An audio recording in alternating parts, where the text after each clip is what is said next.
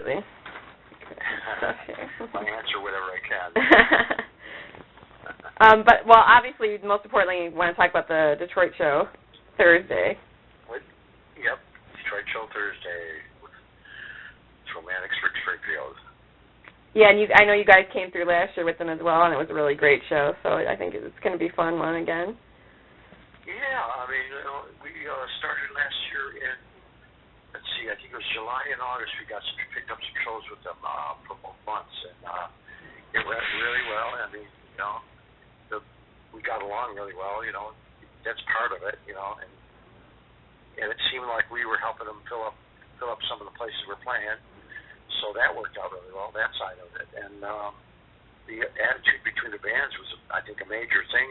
We all got along together. We liked how everybody respected each other, And basically, he's just a rock and roller that got into TV. Yeah. So he's pretty down to earth. We had fun. We hang out once in a while with the band and that. He's there so occasionally. And, yeah, it's really a spirited, good vibe. Really good vibe. So we hoped that we could jump on more shows this year. They said, yeah, that would be great. And there was different configurations of who was going to be with us and Rick, and then someone else. We weren't sure. And so we did some of them with Loverboy and some of them with Night Ranger and the Fix. So the Fix ones are going to be interesting coming up. Yeah. And with you guys kicking things off, you're kind of getting the crowd warmed up for everybody, and I think you guys did a great job last year. I mean, your music is always just, it gets people inspired to stand up and, kind of get things going. Yeah. Yeah, thanks. Yeah, we still got the energy and the attitude, and when you listen to the record, sometimes it's just got a great song and great melody and it's danceable and all that, but that live thing just adds that extra over the top stuff. Really gives it that, with our attack, the way we attack the songs, it just it adds a lot to it. Makes it even more fun. Yeah. Is there kind of a song for you right now that you're enjoying performing the most right now? We just recorded a bunch of songs that's coming out. I think they're just getting pressed up some CDs, and we're just dropping it on the internet, social media, and we're doing We Got to Get Out of This Place by the Animals, Eric Bird, and most of the songs are covers. We have a few originals on there, but that song is taken off. People really love it. I mean, after we're done playing it, they're screaming and whooping and hollering, and we sped it up a little bit. It's got a really great bass line, and the song, when they did it in 1964 or 5, it's really a lower key thing. It's slower. And we just took it into a realm of more like a, we took advantage of the bass line, like a bass line, and just kicked it in with the guitar. So it really rocks. It really takes off. It's really good. So We Got to Get Out of This Place is a good song. Yeah, I enjoyed what you guys did with Daydream too. I thought speeding that up a bit too. Yeah. Yeah, we all guitars. I mean, all guitars, and it's not something that I would first pick out as a song to do because it's so well known. It's a great song. They had great writers. Monkeys had great writers. And it wouldn't be like one of the first songs I would think of, but then as I listened to it, I go, it was a challenge for me to try to piece together guitar melodies and guitar parts all through the song. And it just worked out. It kind of worked out. I don't know. I spent some time on it, 3-4 weeks just working on that one song, the arrangement, and I wanted to attack the first part of it to like a Jimmy Page or Yardbirds, really just blam, bam, bam, bam, like an old Yardbirds track. It's not quite as distorted or heavy metalish or whatever you want to call it, early metal, but I don't even want to use that word actually. It's got a good attack, but still sticks to the melodic properties of it and the romance. I guess the romance of the song. It's pretty much a love song. So, yeah. So, I wanted to take it into even more. Producer didn't take it that far. But I wanted to get it like a little more psychedelia in it. So it got a little bit of phasing, go back and forth on it. But it worked out really, really good. I'm happy with that too. That song came out great. Well, I think it's interesting that after all this time, you guys still find new sounds to bring in. Because I know even like on the last album, there was a little more blues on there. Yep. Yeah. Yeah, a little more blues attitude. I came up with song 6149. I had the chorus, and I presented to Wally, and I started working on a verse, and then he finished some stuff up on it. And so we both really wrote it, and it went from there. We did an acoustic version of that song. We did it. It was really cool. I mean, more like I deconstructed it even farther to more like a Delta kind of blues thing. It was electrified on the album, but like electrified blues. But we took it with some slide, and Clem Burke was playing on it. We were going to put it out on what's his rate? The Red Records. Okay. But he didn't release it for some reason. It was going to come out with a song by Mick Collins from what you call it? Mick Collins from the Dirt Bombs. Oh, okay, yeah. He was going to do one side, and we were going to do the other side, flip side, and didn't release it. But I've seen there's copies around somewhere, so I don't know what happened. For you, what do you think it is about this band that keeps you guys going? What's that? I said, what is it kind of about this band that has kept you guys going? I mean, obviously you guys have had issues over the years legally and things, but... Yeah. Oh, my God, managers. Oh, we manage ourselves now. Yeah. I mean, and now with social media, it's a lot of work. With people working with us and for us and stuff, and it's a lot of work, and we really appreciate that, but it takes more now, more involvement, but... it keeps us going. I don't know. I guess it's the fun of the music and the Detroit energy of it, and just it's really just the music and the crowds, and we're still touring, and people still want it. So, once we see that it's, I don't know if we'll ever see that, but once you see it's waning off or spinning down. Who knows? But right now, it's still kicking in. I mean, we do shows and people are on their feet, screaming and yelling, and man, it's still fun. It's still fun. I don't mind going on the road still. My son comes out, we have a good time. So it's still a good time. What's the biggest difference? What's the biggest difference you kind of see in the Detroit music scene now compared to when you guys started out? I think there's some stuff still going on. With the Ruiners and what's her name from the Gore Girls, Amy Gore. She's got a good band. Let's see who else. There's a few of them. I think who else popped back up? Like the Seatbelts popped back up from our era. And the other night we did a little jam at PJ's and Vertical Pillows, all girl band. Okay. From the 80s, they came up and played, and we jumped on stage and played a couple songs, Rich and I.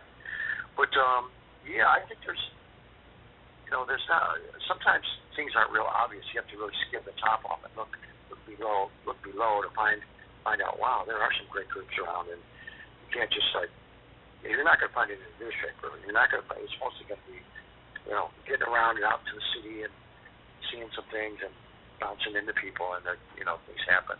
Yeah, Fire King played the other night. We jammed with them, and they're coming up. I think they're from Boston, but the main guy is from Detroit. They used to be in a group Figures on the Beach. But I mean, it's a little different. Yeah. Because you were coming out of the 70s, you had. I mean, I grew up in junior high school and all that was MC5 and the Stooges and Seeger and Yup and the Frost and Bob, and all that. Scott Morgan for the Rationals, and you had all that high energy stuff mixed in with with the hot politics of the radical politics of the time, the anti-war and anti-war movement, and all that was happening. And then it went into a lull, and then glitter thing happening, the New York scene, the whole Yeah. New York rock and roll scene happening, the whole Bowie thing happening, and it kind of went in a whole different group. With the New York Dolls came out, but you still had remnants. You had Freddie Smith started. Freddie Smith, Sonic Smith started Sonic's Rendezvous Band in Detroit. Scotty Morgan was in that.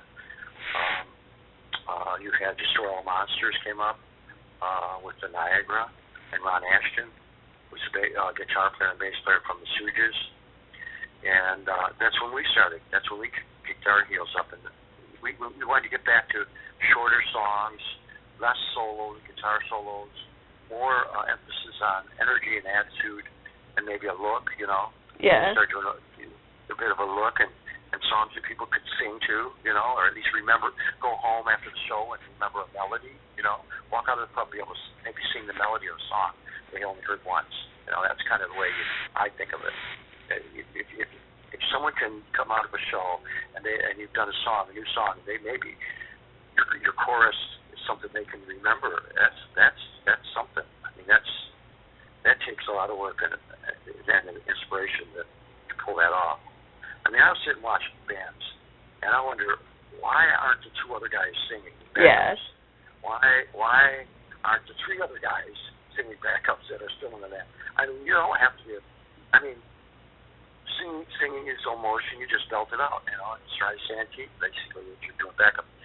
And I see it all the time, and they're losing people because they're losing. I think it's kind of a loss because you write a melody, you write a chorus, and they take that home with them. They can take that home with them. Yeah.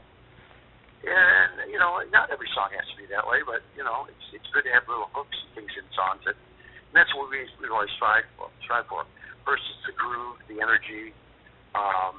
When we initially come up with it, wow, that's a great groove, that feels good. Then we say, what chords you got? And you got a couple chords, and then you break from that, and you change it up, and then you start working on melody. You try to come up with simple and straight ahead melodies. And I always thought in terms of, there's so many people to pull from. To be inspired by it. To go from Buddy Holly to simple choruses, and like the Everly Brothers as well, and the early rock and roll. The melodies are incredible, and we love the Kinks. We use that as a kind of a guidepost and a guideline, and Stones and Beatles and the Detroit energy bands. Yeah, that all stuff keeps us going. Yeah. And you mentioned the look too. I do. Obviously, I grew up in the '80s, and television and just those videos. That was so important, and it's kind of changed a little bit now because it's just so everybody can just get online and see everything. But it was so different then, yeah.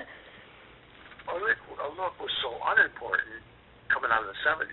Yeah. Coming out of the '70s until Lou Reed and the New York scene happened, and the Bowie started hanging out in New York and all that, and the glitter scene started developing in the '70s with that kind of Art Deco Hollywood look.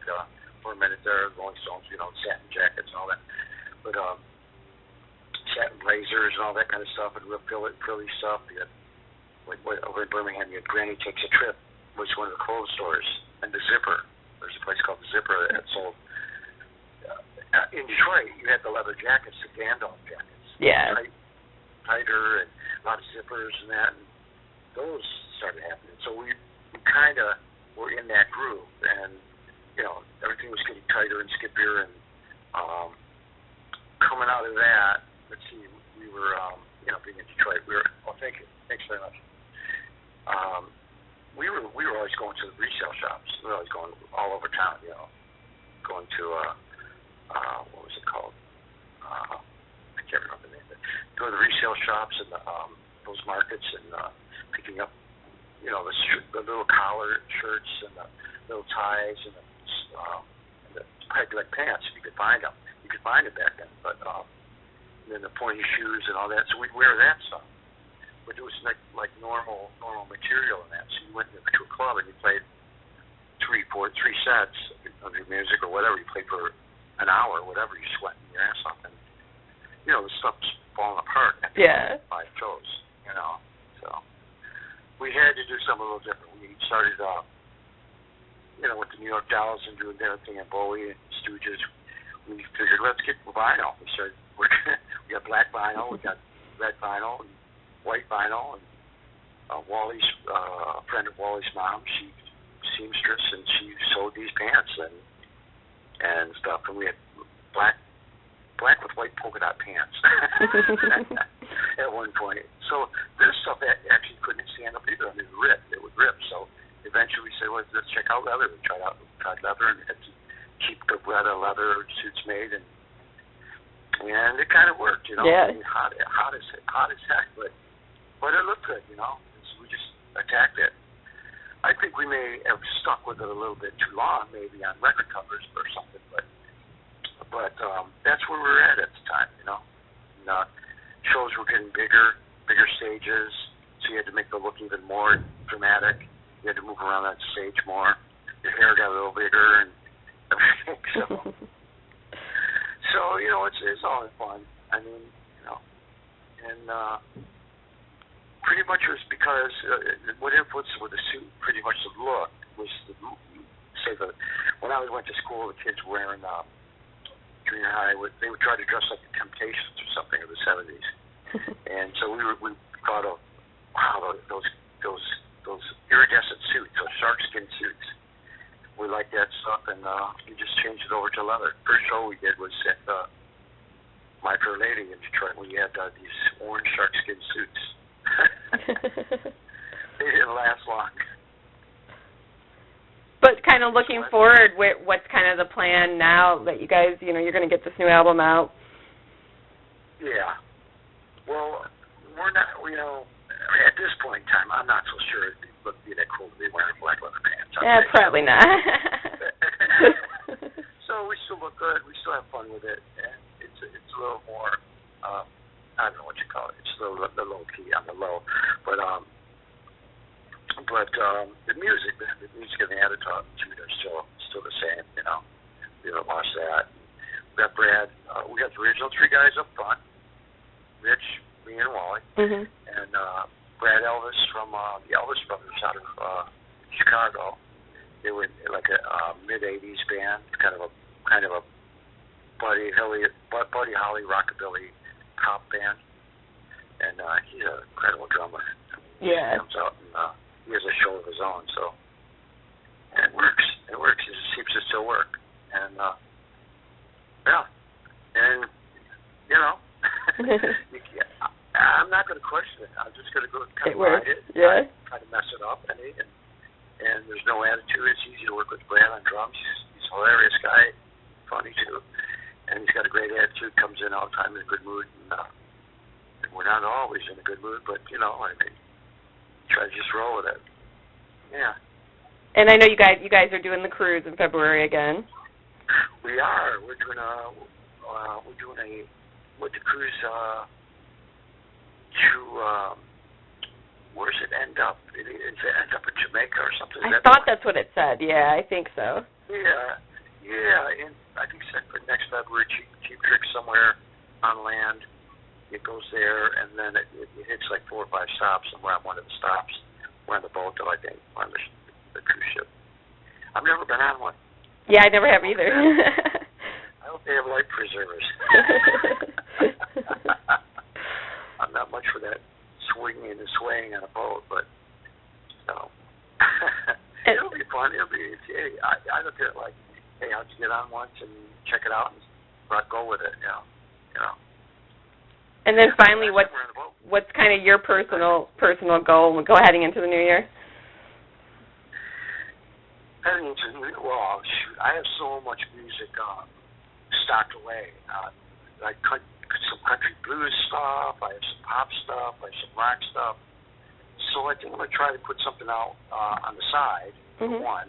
But I'm gonna have to start working on a new romantics record with Wally and the guys by the end of the year.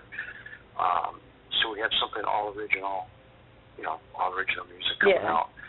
This was kind of a thing to hold us over until we got, you know, something original out. But it's really turned out good. I listened to it last night, and just the energy's there. Yeah. They're not like completely forgotten songs. I mean, they're songs that people have done already.